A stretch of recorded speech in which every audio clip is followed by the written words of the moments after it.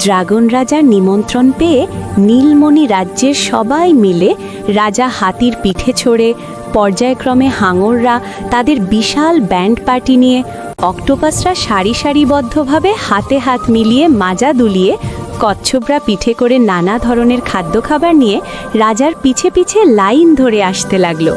পরীরা সুন্দর সাজে সেজে ঘোড়া মাছের পিঠে বসে নাচতে নাচতে আসছে। তিমি মাছ আনন্দে আত্মহারা হয়ে তারাও তাদের নৃত্য দেখাতে দেখাতে আগাচ্ছে। জেলিফিশ বিভিন্ন ধরনের আলো বিকিরণ করে পথের দুদিক দিয়ে আগাচ্ছে।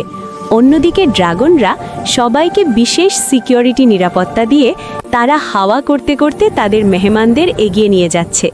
ড্রাগন ভোজসভা সে এক এলাহি ব্যাপার। সব মেহমানরা চারিদিক দিয়ে চেয়ার টেবিলে যার যার মতো খেতে বসল। পরীরা বিভিন্ন সাজে সেজে খাবার আসনের চারিদিক ঘুরে ঘুরে এক অলৌকিক নৃত্য পরিবেশন করতে লাগলো।